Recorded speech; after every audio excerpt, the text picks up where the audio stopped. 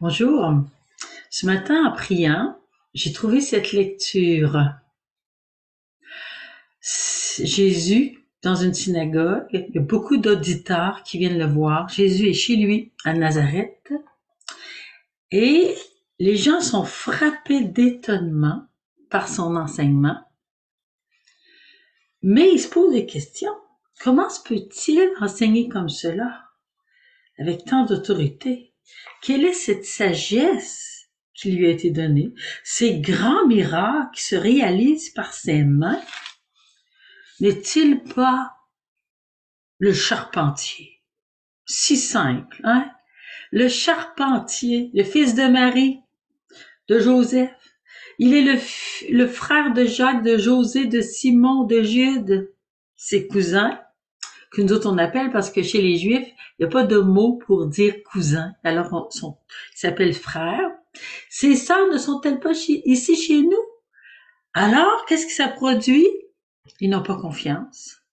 Ils sont choqués. C'est ce qui est écrit à son sujet.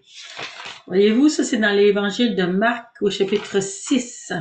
Donc Pierre a été témoin de cet épisode. Il l'a raconté à Marc. Et Jésus va dire, un prophète n'est méprisé que dans son pays, sa parenté, sa maison. Ensuite, il s'étonna de leur manque de foi, de leur incrédulité.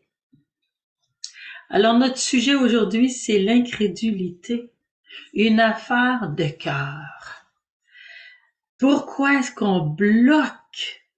Pourquoi mon cœur se bloque? Ma raison se bloque devant la vérité. Jésus dit, je suis la vérité, la vie. Celui qui vient à moi, je ne le jetterai pas dehors. Je vais lui donner la vie, l'amour. Pourquoi je bloque? Pourquoi mon cœur est-il bloqué? Alors, c'est ce qu'on va essayer de voir. Mon cœur qui bloque. Parce que l'incrédulité, c'est une affaire de cœur. Jésus va dire à Thomas le 8e jour de sa résurrection, ne sois pas incrédule, mais sois croyant. Thomas, il s'est un peu juré de pas croire. Et Jésus lui dit, ne sois pas incrédule. Alors, il se met à genoux, son cœur fond, parce qu'il voit les plaies. Il avait besoin de preuves. Des fois, on est tellement endurci, hein. Alors, le Seigneur va dire dans l'Ézéchiel, j'enlèverai votre cœur de pierre. Alors, de votre chair, j'enlèverai le cœur de pierre pour vous donner un cœur nouveau, un esprit nouveau. C'est un esprit de confiance en Dieu, un esprit de foi, un esprit d'amour que le Seigneur va nous donner. Mais il faudra le demander parce qu'on est libre. Aujourd'hui, justement, j'ai eu affaire à quelqu'un dont le fils s'est suicidé et je lui partageais que moi aussi, dans ma famille, quelqu'un s'était suicidé, comment je l'avais remis au Seigneur, j'avais demandé pardon au Seigneur, parce que on l'avait pas su l'écouter, on n'avait pas su l'aider. Ça me faisait beaucoup de peine. Alors, je suis allée me confesser. Dire au Seigneur, viens réparer le mal que j'ai fait moi. Parce que j'ai pas été attentive à mon frère qui souffrait. Je l'ai pas aidé. J'ai remis ma culpabilité dans la confiance. Le Seigneur m'a donné la paix. Et après ça, j'ai remis mon frère. J'ai dit au Seigneur, toi, donne-lui le bonheur et l'amour. Alors, je présentais ça comme témoignage à cette femme que je connais parce qu'elle aussi, son fils s'est suicidé. Mais elle a bloqué son cœur. Elle dit, toi, tu en avances de moi. Elle dit, je suis pas prête à ça. Je suis pas prête à faire les démarches pour avoir cette paix dans le fond, retrouver le bonheur, l'espérance. Alors, on a une décision à faire. La foi, c'est une affaire de cœur. Jésus va se plaindre devant un père qui demande la libération de son fils qui tombe dans le feu, dans l'eau, il est possédé par un démon. Alors, Jésus va dire, mais génération incrédule et pervertie, pourquoi vous ne croyez pas? Ces apôtres sont pas capables de le libérer. On peut les lire dans l'évangile de Marc, Matthieu, Luc. et aussi comment dans le livre d'Ézéchiel, la faute des pères, elle va tomber en conséquence sur les fils. Alors Saint Paul va nous dire que le Seigneur veut nous amener à l'obéissance de la foi, mais qu'est-ce que ça veut dire? Donc, on va d'abord regarder l'épisode où Jésus est devant ce Père dont le Fils tombe dans le feu, dans l'eau, il se roule par terre quand il est saisi par cet esprit muet. Lui, le Père, il dit c'est un esprit muet parce que probablement le Fils ne parle plus. Et Jésus, quand il arrive, c'est que ses disciples avaient essayé de libérer le Fils, parce que le Seigneur avait donné pouvoir aux disciples, mais ils n'ont pas pu non plus. Et Jésus demande au Père, mais depuis quand ça arrive?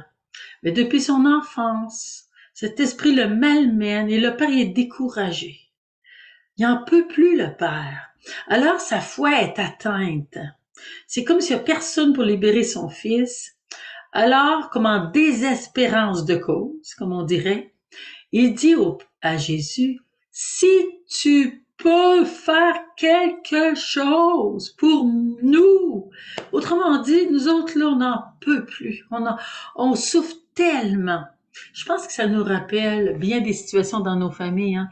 Si tu peux quelque chose. Dans le fond, le Père, il est incrédule.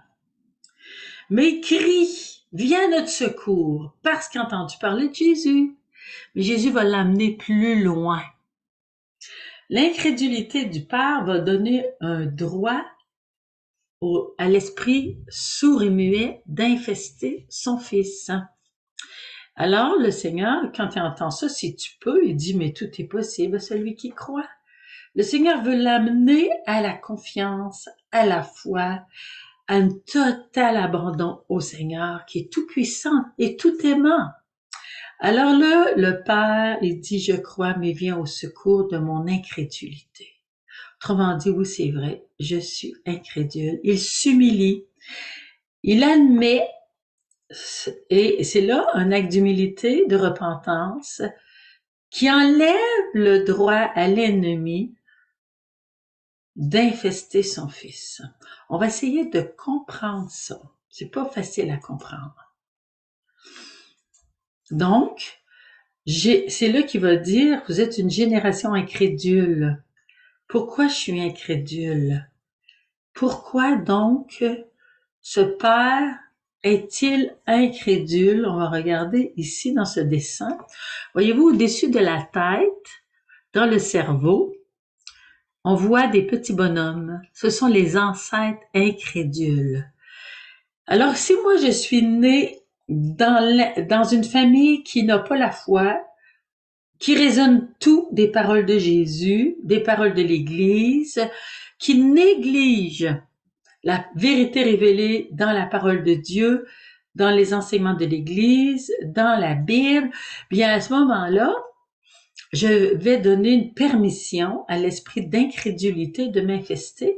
Et l'esprit d'incrédulité, lui, va se servir de l'esprit sourd et muet pour m'empêcher de voir la vérité, de l'entendre et de la comprendre avec mon cœur, voyez-vous?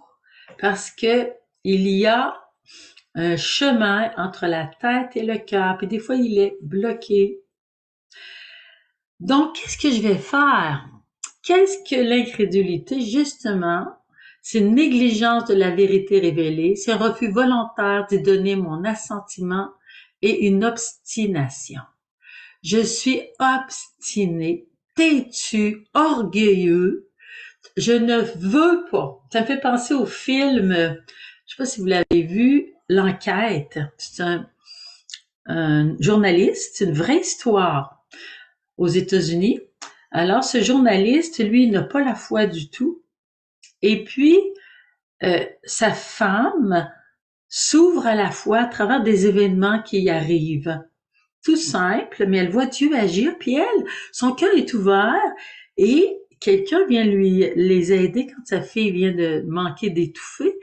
Une dame qui a la foi vient les aider, qui est infirmière, et elle cette femme qui aide, elle dit, mais le Seigneur m'a placé ici aujourd'hui pour vous aider parce que j'avais pas l'intention de venir dans ce restaurant ici.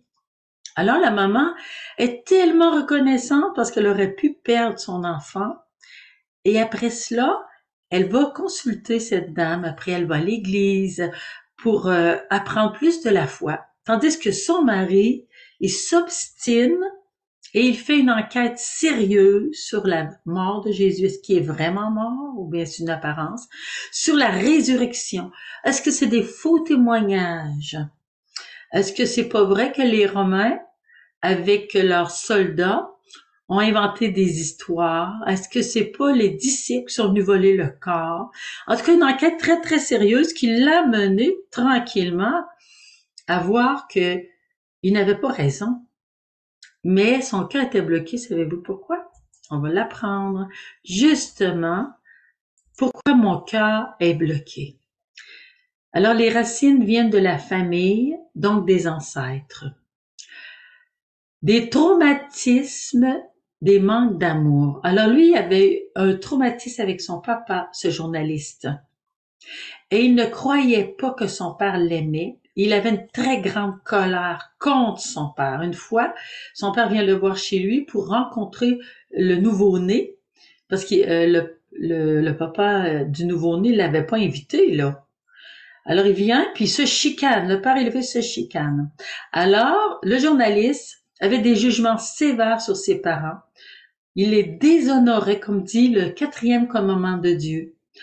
Et des émotions toxiques, il le haïssait, son père, il le méprisait, avait beaucoup de ressentiment et d'amertume. Alors son cœur était bloqué à la foi, parce que dans la foi, il y a la confiance, dans la foi, il y a l'amour. Il y a comme des yeux qui voient l'amour, un cœur qui accueille l'amour dans la foi. Puis lui, il avait bloqué son cœur à la confiance en son père. Il croyait que son père l'aimait pas. Et l'événement, c'est que quand son père est mort, il a découvert que son père, dans ses choses, avait ramassé tous ses articles de journaliste. Il était fier et sa maman lui dit, tu sais, ton père, il t'aimait. Il savait pas le dire. Alors, est-ce que moi, j'ai des racines dans mes ancêtres qui étaient incrédules et que je suis toujours en train de raisonner à cause de ça? Je mets toujours des blocages. Ou bien si j'ai fermé mon cœur à mes parents, puis je les déshonore. Voyez-vous, dans mon cœur, est-ce qu'il y a des racines amères, des souffrances, des déceptions qui fait que dans mon cœur, l'amour, la confiance, la foi dans l'autre ne peut pas rentrer? J'ai une incrédulité qui comme ça va dans les artères, une amertume ça va dans les artères de mon être, les jugements sur mes parents qui fait des projections sur Dieu.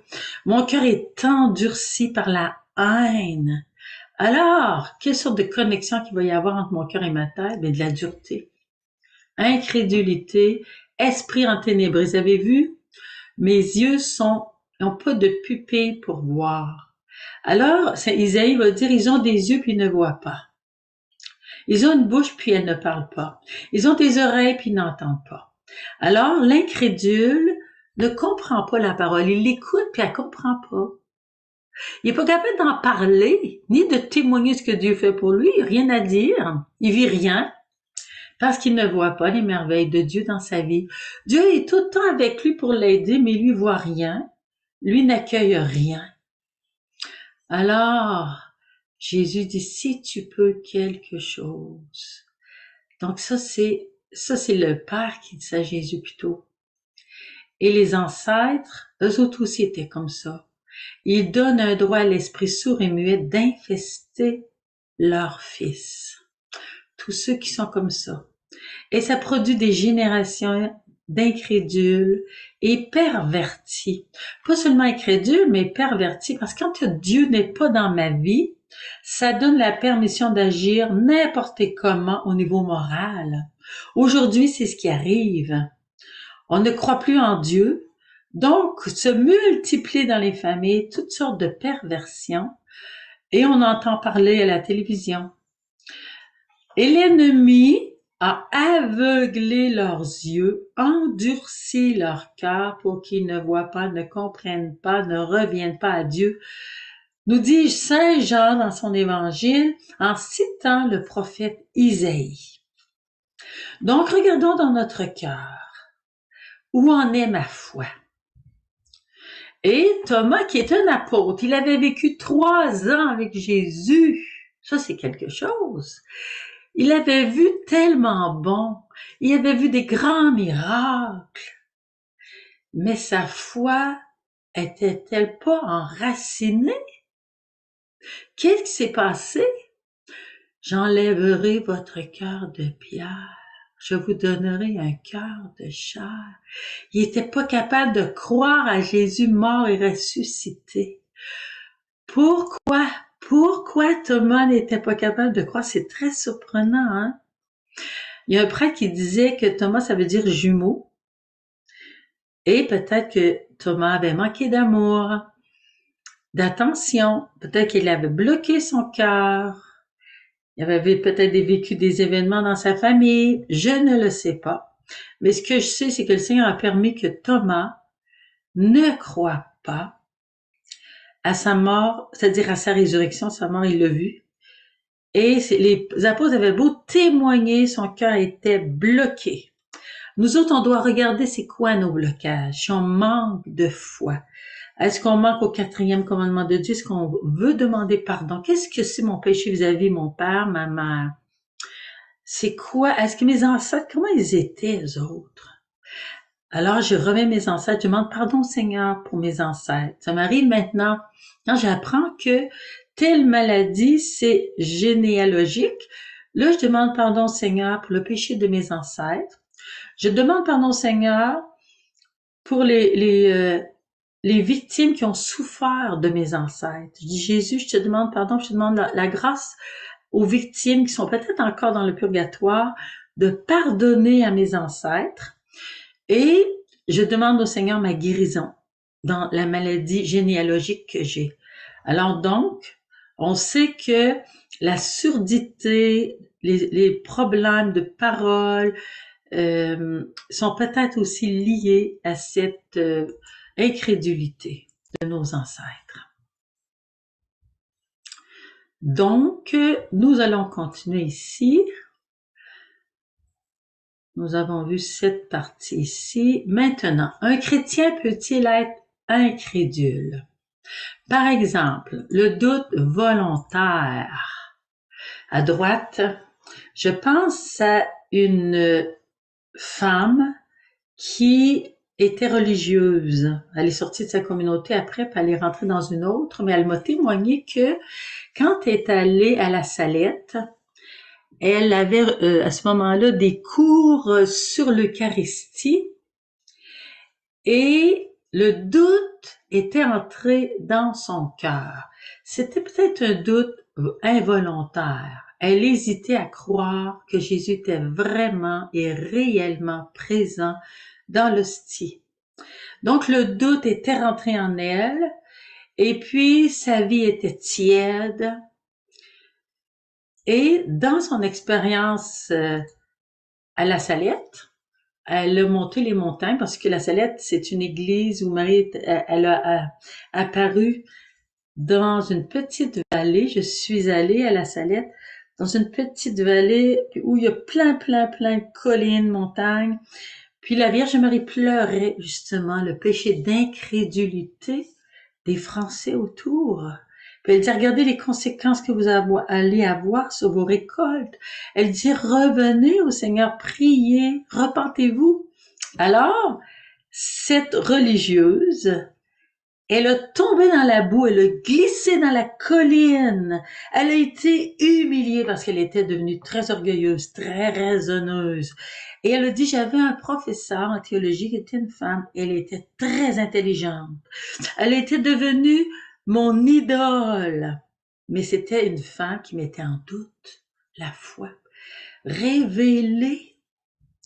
On se permettait, à ce moment-là, c'était dans les années 80 à peu près, 70-80, on se permettait de remettre en doute toutes sortes de vérités que le Seigneur avait révélées par l'Évangile, par l'Église, dans l'Église aussi qui est enseignée.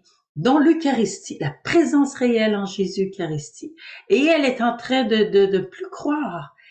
Et en tombant, en étant humiliée, comme le Père, hein, l'humiliation, ça fait du bien des fois, eh bien, elle a réfléchi.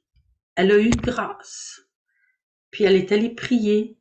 Et le Seigneur lui a redonné sa foi. Il a fait rencontrer des gens qui avaient vraiment une grande foi. Donc, est-ce que moi, j'ai encore des doutes volontaires ou des doutes involontaires sur les vérités de la foi?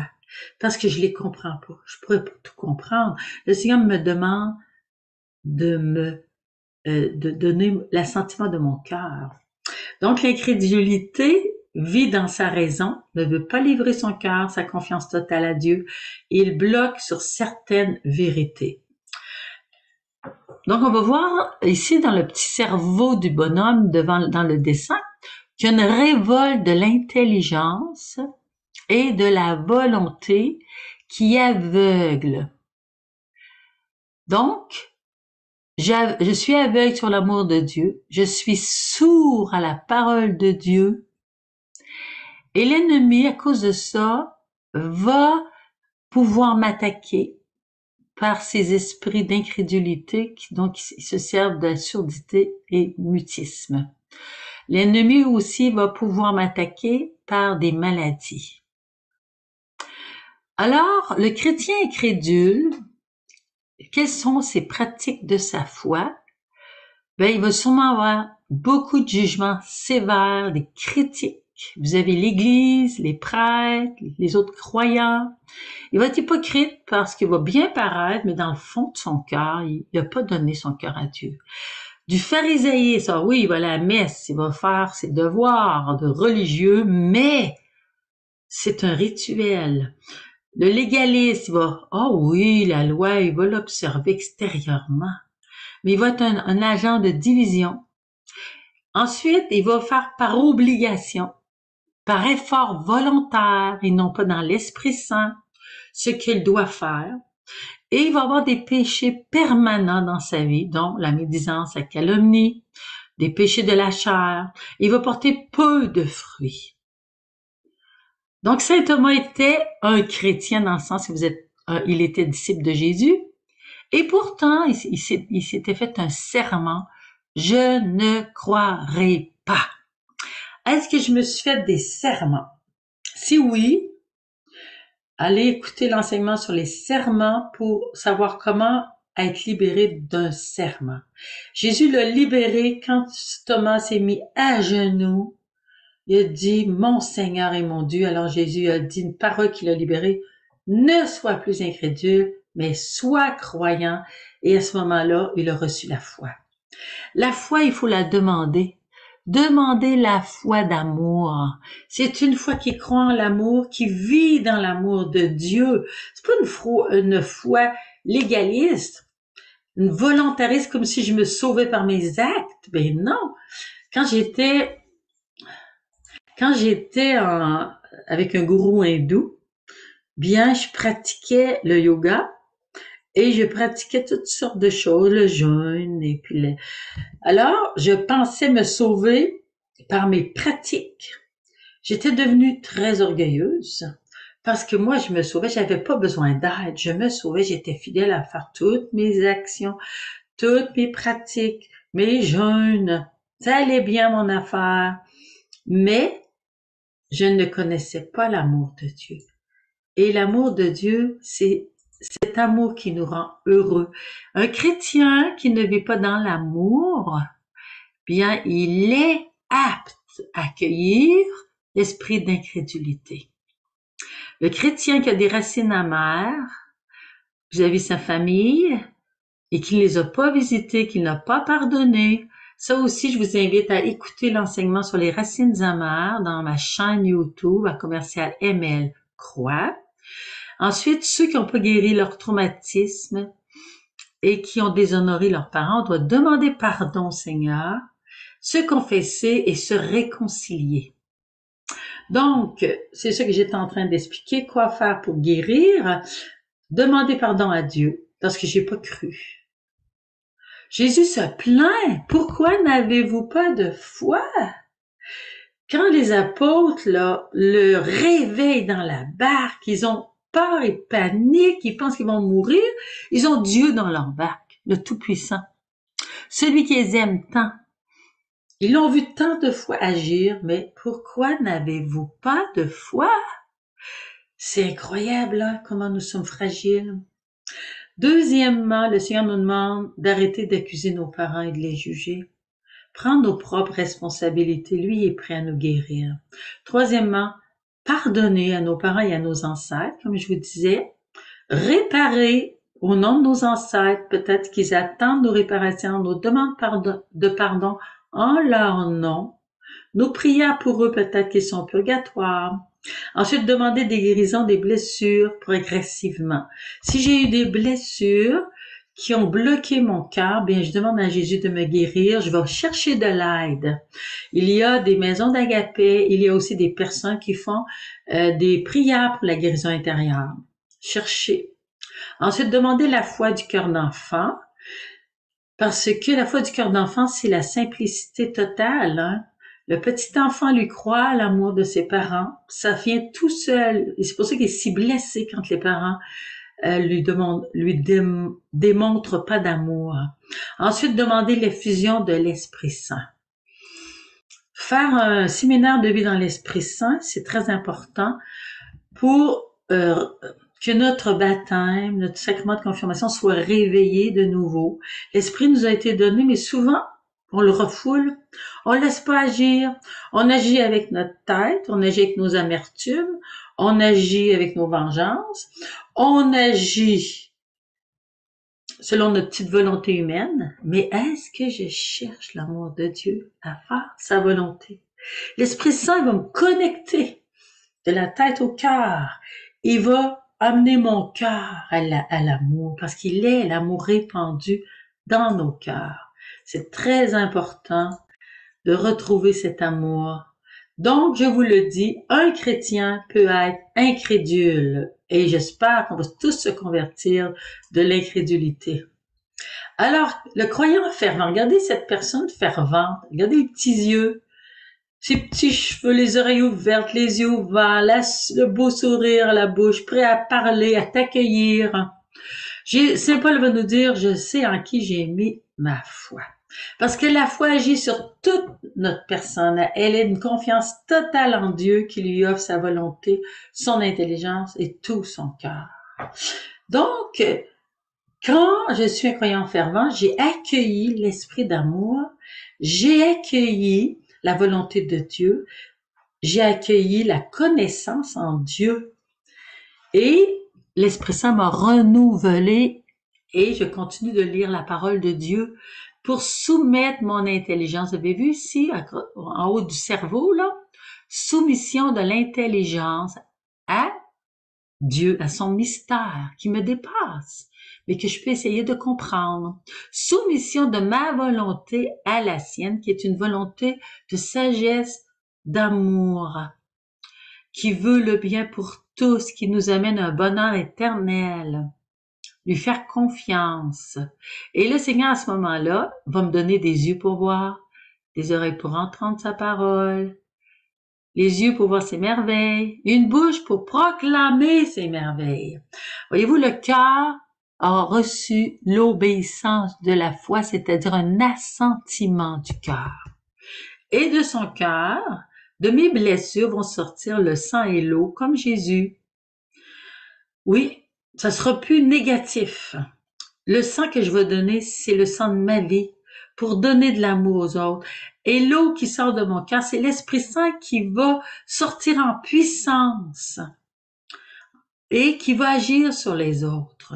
Mais ce cœur va devenir doux et humble, tranquillement, pour aimer, croire et faire confiance. Voici les signes qui accompagneront ceux qui auront cru.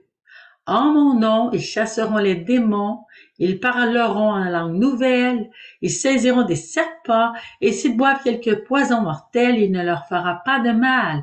Ils imposeront les mains aux infirmes, et ceux-ci seront guéris.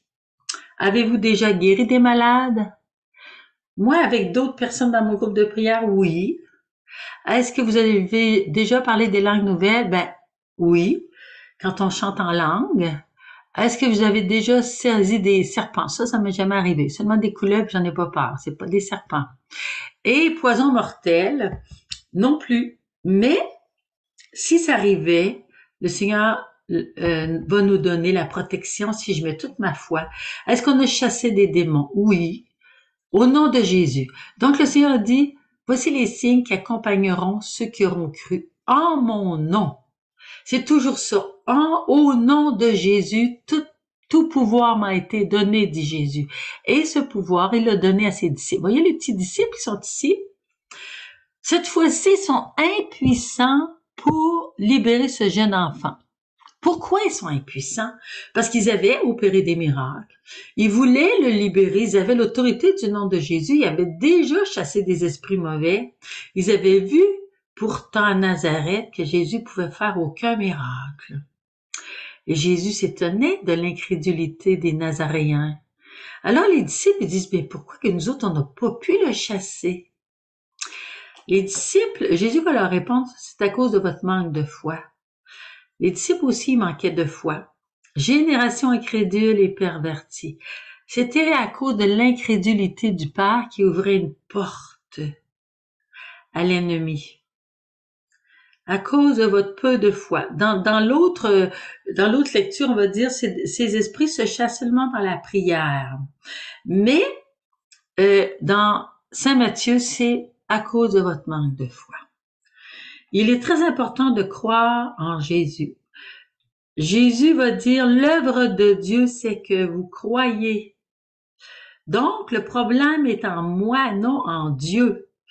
Le problème, à ce moment-là, était dans le Père incrédule et découragé. Il donne un droit à l'esprit sourd et muet d'infester son fils.